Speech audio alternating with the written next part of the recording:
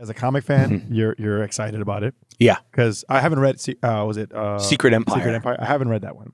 I know the story behind it. You know, the cliff notes, I guess you could say. Yeah. But I saw the panel. I mean, it was all over the internet. Yep. When it first came out, that panel where he says "Hail Hydra" was everywhere. So I'm well aware of what that is. And so when I heard that, I was excited. I was like, "Oh shit!" He said it.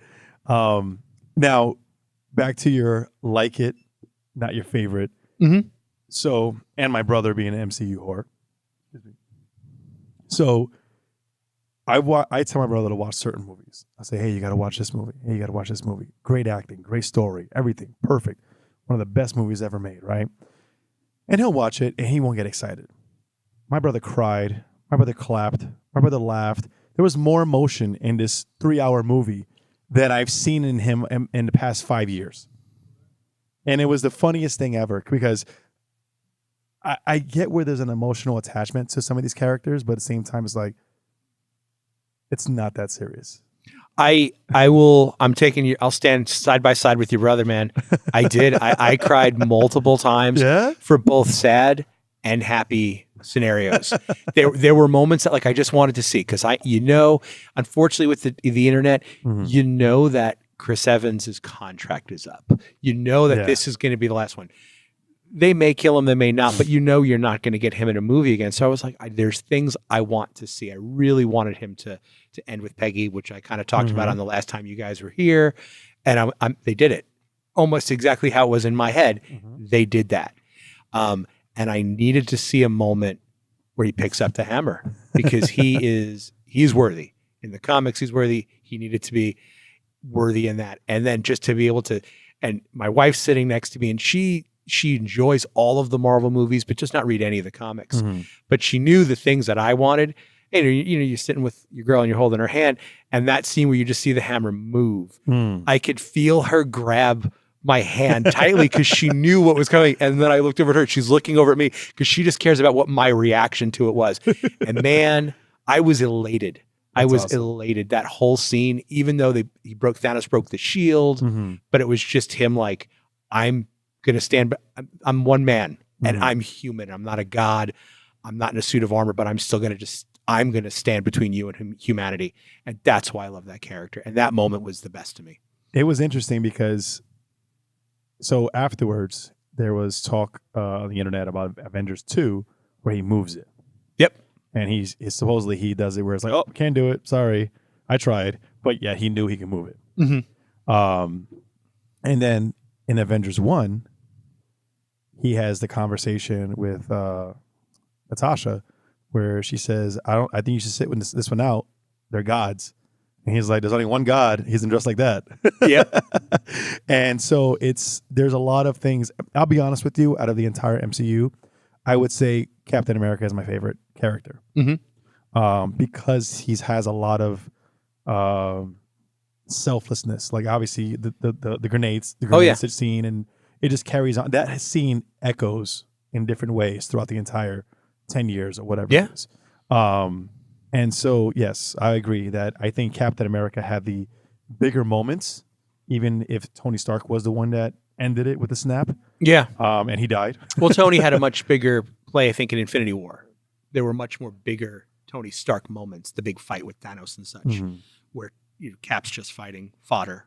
You know what I'm saying? But there's a great moment, and like you're talking about, like moments with Cap, with the grenade. To me, there was a great moment in Infinity War 2 where Thor shows up and he's got a talking raccoon in a tree. And that moment could easily have been, holy crap, there's a tree in a thing. And you just see he's like, I am Groot. And he's not, what the hell is that, Thor? It's, I am Steve Rogers. Like, he's like, I don't care that you're an alien talking tree. I'm going to respect you. Or I've seen so much already as it is. To introduce myself to you. Yeah. And I just love that scene because it was just, I am Steve Rogers. And I just love the way that was presented. And I think Chris Evans, I know a lot of people were like, when that first got cast, like, wait, the Human Torch guy? He's like the skinny little dude. Wasn't he not another teen movie? Like, can he really do it? Dude, I think he nailed it. Same thing with Robert Downey Jr. A lot of people were like, yo, the heroin addict? Are you sure? He nailed it. Well, they also got him for dirt cheap. They did. I mean, now, let's be honest. not now. Yeah, not now. Not now. He's like official Marvel ambassador. He's probably gets paid more than Kevin Feige does. Probably. I mean, his career like blew up since then. Yeah. In the past 10 years, 12 years, whatever the timeline is, he went from, what was it, Kiss Kiss Bang Bang? Yeah. And jail. And rehab. To this. Yeah. So he had an amazing jump off from that point. But yeah, I will say on record, I don't enjoy a lot of the Marvel movies. It's not because I don't like the characters, because that has something to do with it. Mm-hmm. I don't Ant-Man having his own movie, didn't see the point in that.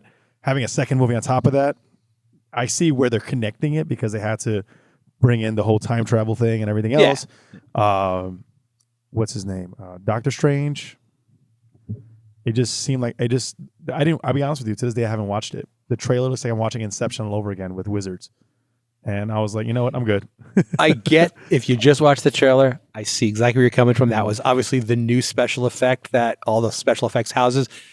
That's not the movie. It really isn't. The movie's pretty good. The movie's pretty good. Tilda Swinton is the Ancient One. I can't promise that, but Mads Mikkelsen is a phenomenal villain. And you're introduced to Wong. Dude, he's awesome. Is that his assistant? The little side, the sidekick. Yeah, the one that tried to pay with. I love that. He's like, what do you want? He's like, I wouldn't say no to a Reuben. He's like, I got these coins. He's like, I got you, don't worry about it. There was a few movies. I mean, I'll be honest with you. For me, it was Avengers 1. Mm-hmm. Avengers 1, the first Iron Man. Brilliant movie. I thought that was a great movie. I do like. I'll be honest. I like the interaction more with Don. With what's his name instead of Don Cheadle. Yeah, we talked about that. Terrence Howard. So I like his interaction with him. It's almost like they had a good rhythm. Mm-hmm. I mean, Don Cheadle did a good job like picking up the slack, but I would have liked to have seen Terrence Howard continue it. So what did I say? Avengers, Iron Man 1.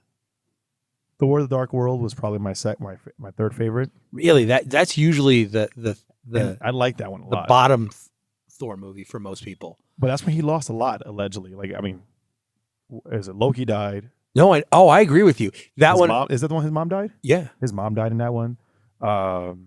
His father was nowhere to be found, or was it? What was going on with his father. So it was legitimate a dark movie. Like, most of the complaints I heard about, and I love that one. Mm-hmm. Most of the complaints I heard about that was a little too far into the mythological Thor stuff. There was too much. There was much less connection. I mean, the final battle takes place in London, but there was much less connection to, and I'll use air quotes, reality, where it's people want to see Thor flying around New York City.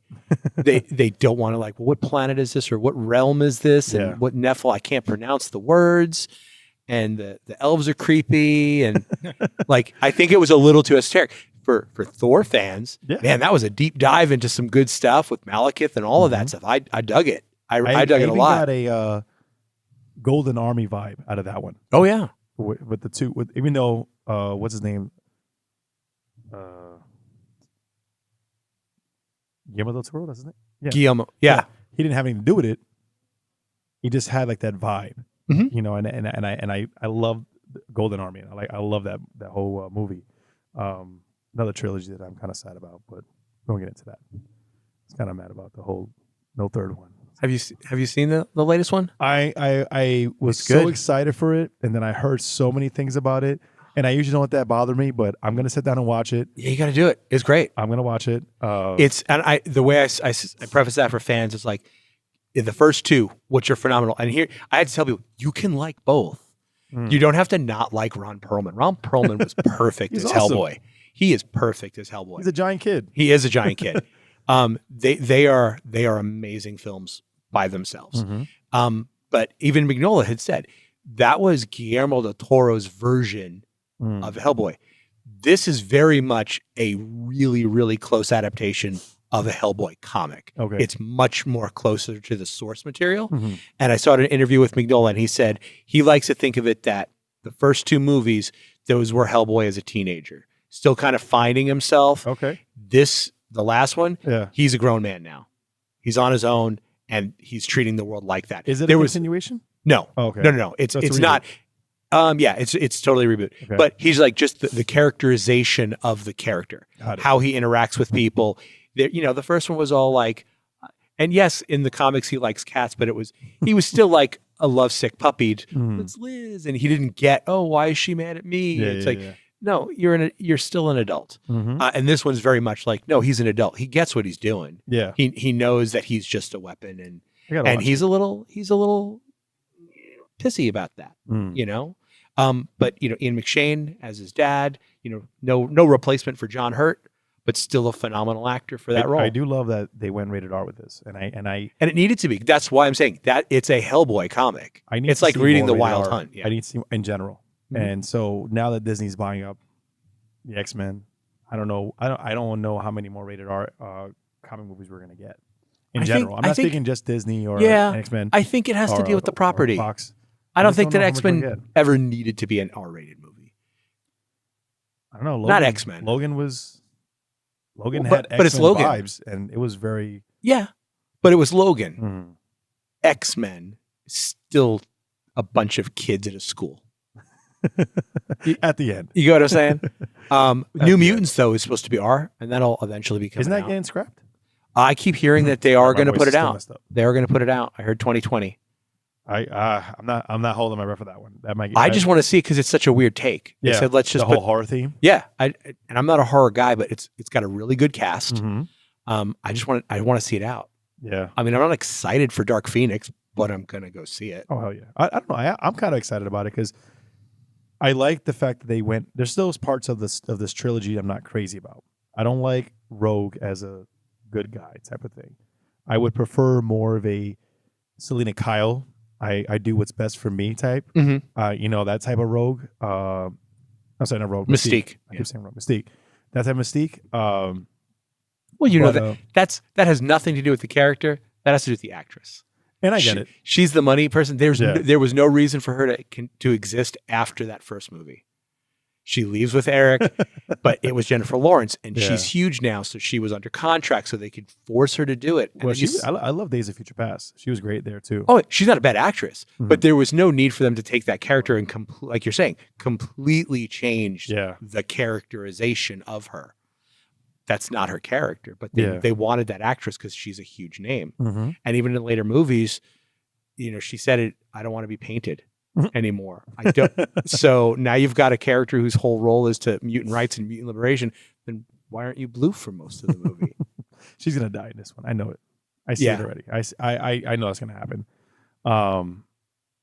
So Endgame was definitely had its moments for me. Yeah. It definitely had parts that I would say I was excited about.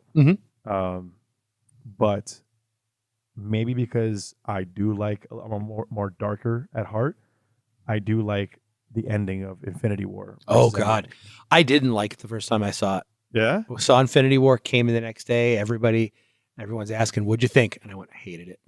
They're like, "What?" I'm like, something rubbed me the wrong way, and I saw it again like 2 days later, and I was like, "Okay, I